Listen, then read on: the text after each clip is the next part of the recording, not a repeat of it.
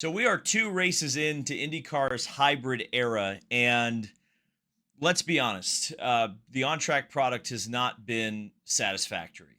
I think for most folks, whether they're fans, whether they are media members, whether they're drivers, whether they're crew members, team owners, as we are about to talk about in this video, there are a lot of unhappy faces right now in IndyCar um, with the mid-season decision to switch to the hybrid system, which adds about 100 pounds of weight to the rear of the car, and you know there's various thoughts and feelings throughout the paddock of how much of an impact the hybrid system actually has in a positive manner for the racing product. And certainly there's a lot of thoughts that it perhaps impacts the racing product negatively.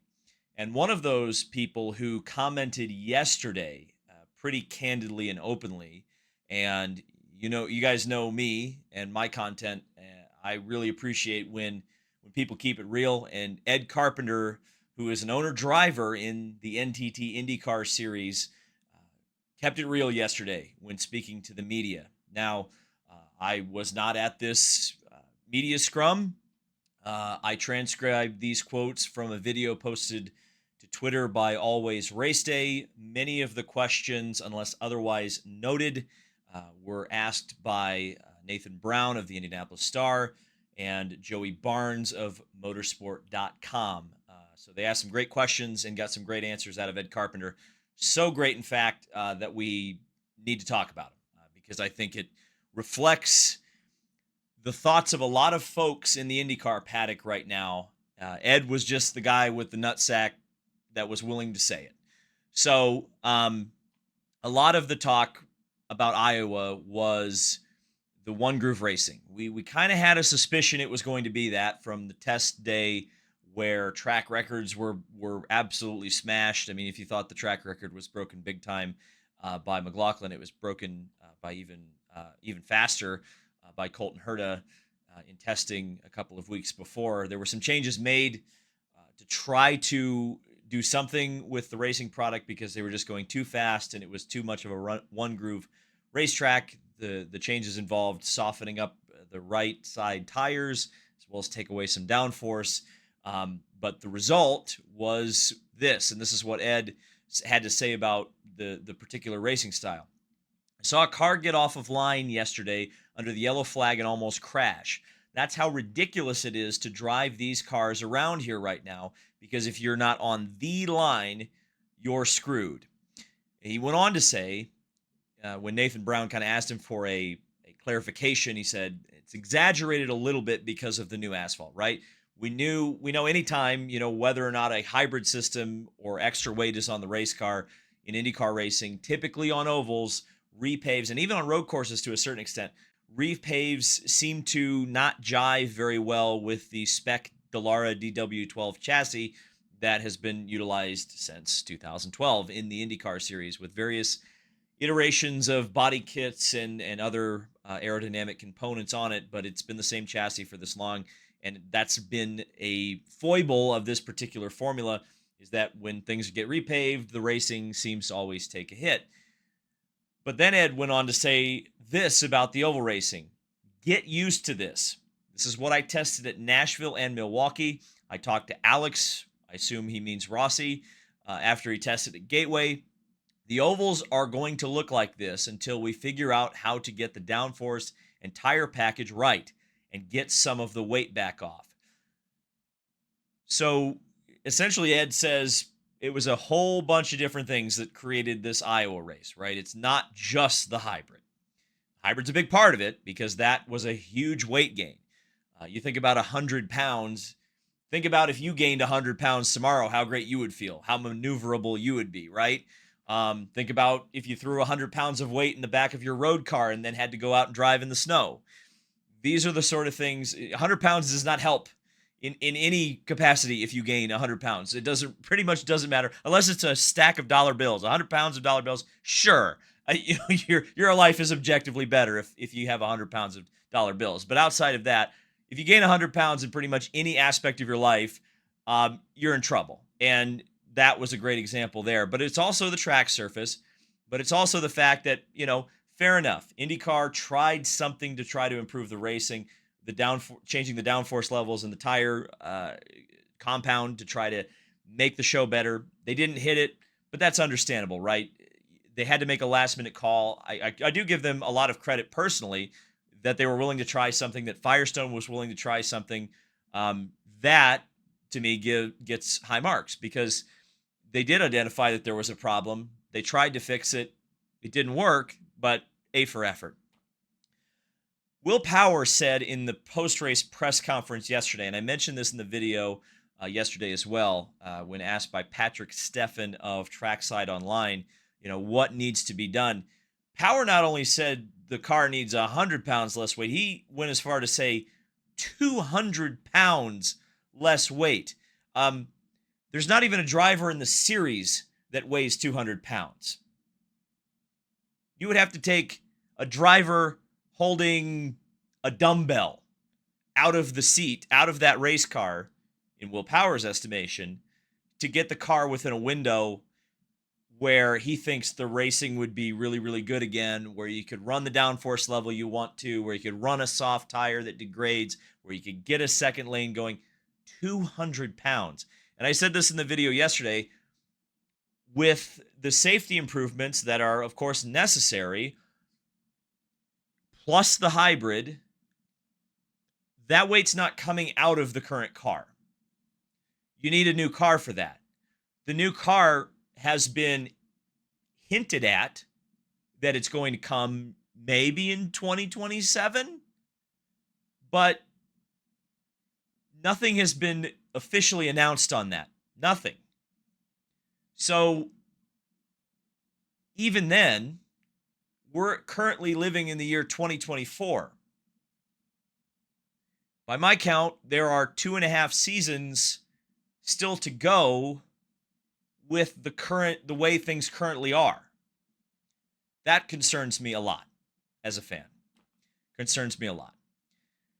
Ed went on to say, to me, I understand why we're doing the hybrids. So we can say that we're a hybrid series, but it's costing us a bunch of money, making the product worse.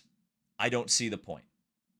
Remember, Ed Carpenter is not just a driver in this series. He comes at it from both perspectives, as a driver and a team owner. And I can't say that I disagree with his sentiment there. Now, I suppose I could say this, right? This is race 2. This is new technology to this series, although certainly in other forms of racing around the world, this is technology that's been around for a while. Given the constraints that IndyCar was put under, having to package this system into an existing chassis and not modify it significantly, they did a very exceptional job of accomplishing that goal. But I know it as someone who loves the sport a lot.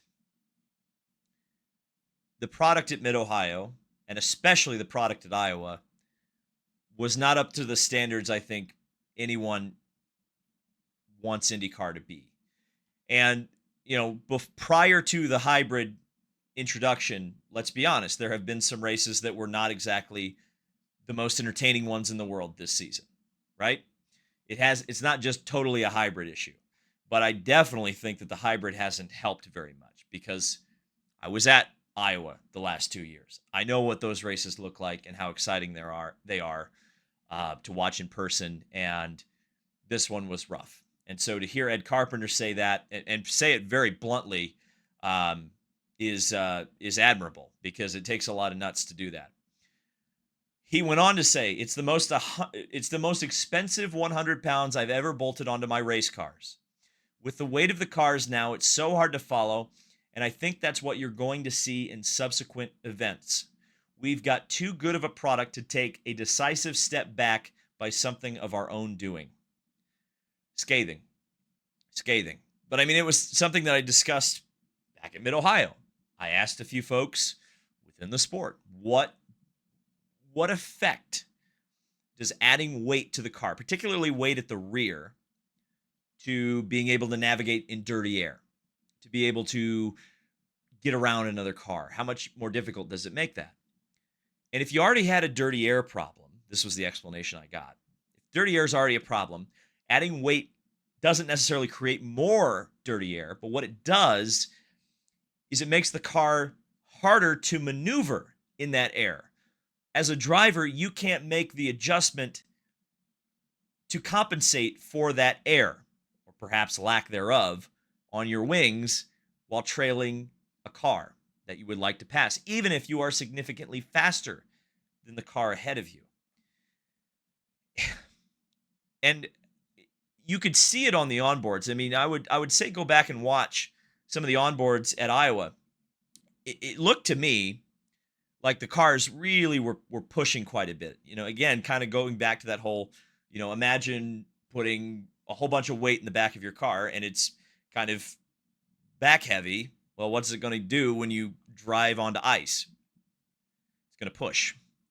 So, push condition is very difficult to overcome on an oval, and it's particularly difficult to set up a pass when you've got a significant push condition. And then also compound that with the fact that there's significantly different grip levels in each of the lanes of the racetrack. That was rough. Ed went on to say about the hybrid, it works, it functions. We are a hybrid series, but it's not impacting the racing, which I think he meant to say, though certainly I'm not going to try to put words in his mouth, but I think what he meant was it hasn't had a positive impact on the racing. And it's asking a lot out of the car and tires. He also speculated that through all the testing that they did, I'm not sure they did enough tire testing, which that's Ed saying that. Again, Ed's team was one of the teams that's not a part of the Big Four, which are Arrow, McLaren, Andretti, Penske, and Ganassi, who got all of the testing. So, I'm sure Ed feels very differently about the testing than those other teams do, although the team that has had the hybrid failures is one of the teams that tested them, Chip Ganassi Racing. So figure that one out. I can't.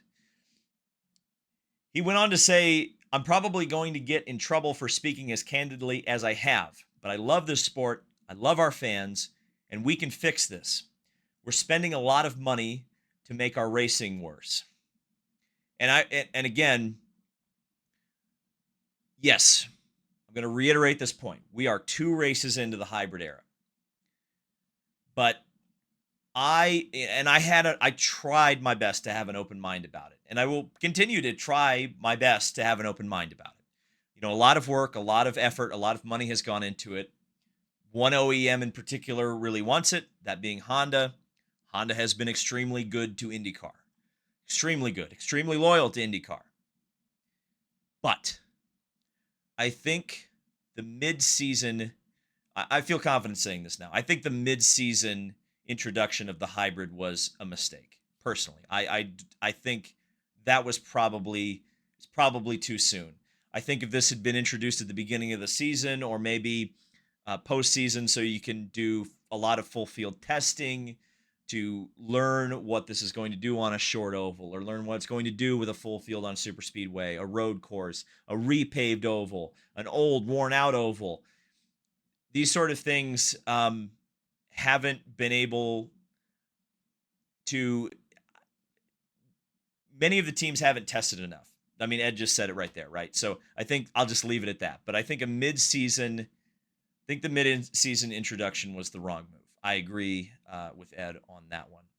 And then he went on to say, show me the third OEM. Show me that Honda's leaving.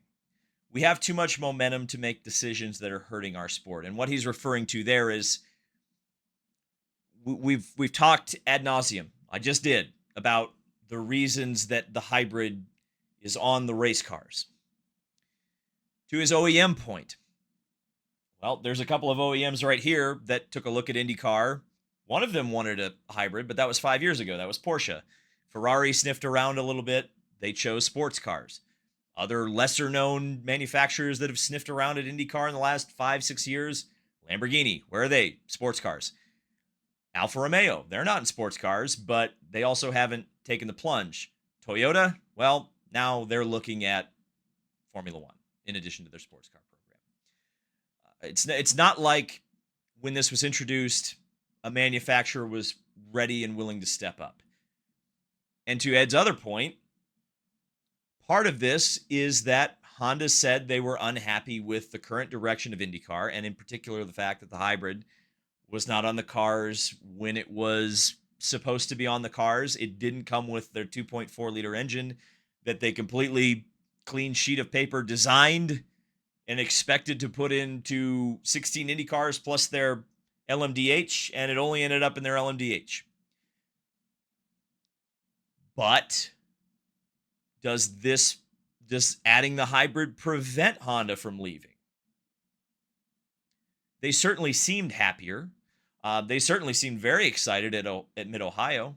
There was lots of promotion, lots of media opportunities that Honda themselves put on to help educate the media and hopefully educate you guys about the hybrid and its benefits.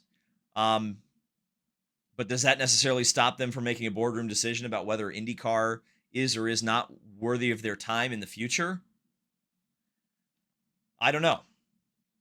And finally, Nathan Brown asked the kind of pointed question, which I applaud him for doing, which was, would Ed like to see the series stop using the hybrid for the rest of the season? And he said, I think so, yeah. I just bought 2 of them this weekend. You tell me. And of course, he's referring to the 2 accidents that he suffered in the race, in both races, which neither really were his fault.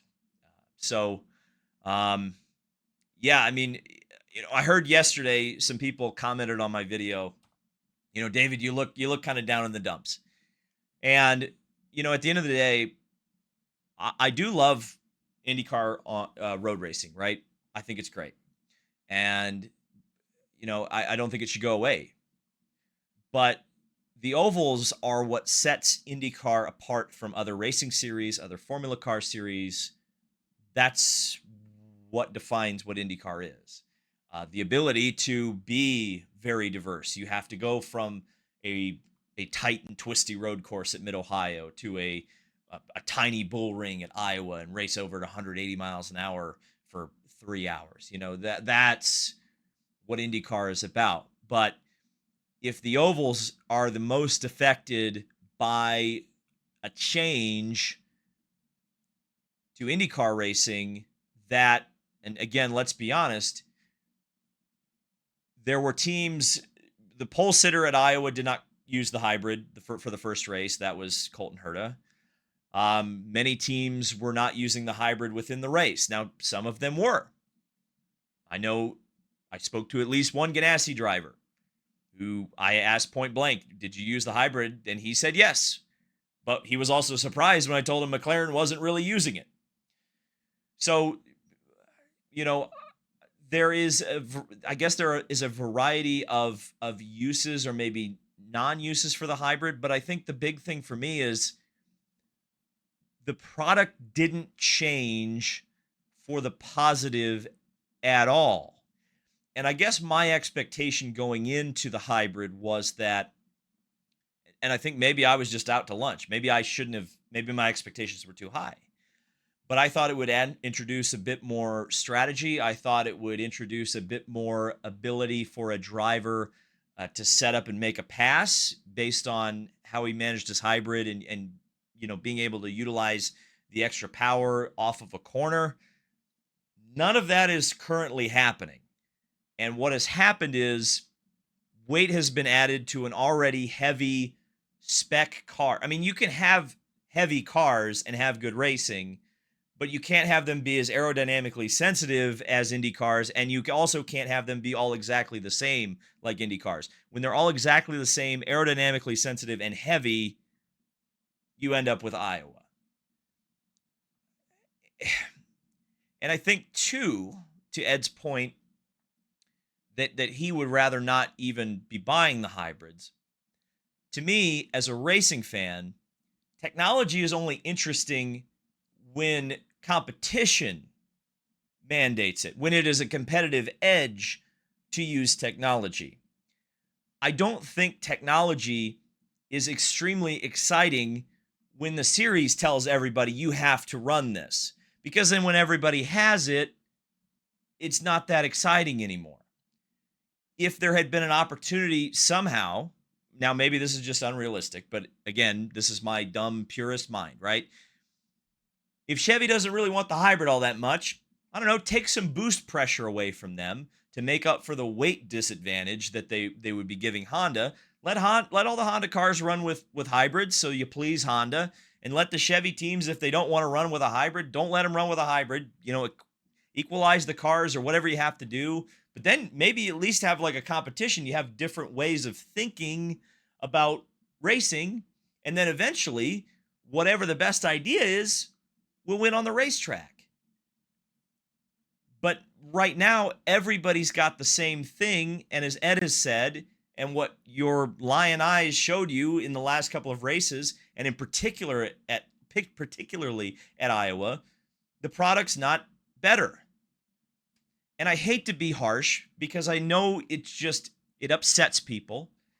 And I get it.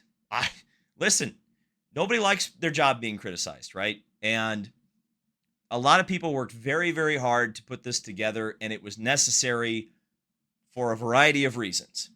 But the situation and the truth of the matter is that right now there is an issue here. And Ed's just the one who said it, right? Ed's just the one who took the plunge and publicly made these comments. But I would go out on a limb and say he is definitely not alone. And so, yeah, I'm concerned. I'm definitely concerned now. And I love this sport, man. I love it a lot. And I want to see it presented at its absolute best. And when it's not, we got to come together and we got to figure out what needs to happen to make it what it can be, which is an absolutely awesome series, which we know it is. So, yeah, I'm sure you've already left comments. I hope you've enjoyed this. And if you didn't, I hope you at least understand where I'm coming from. Thank you guys so much for watching. We'll see you in the next video.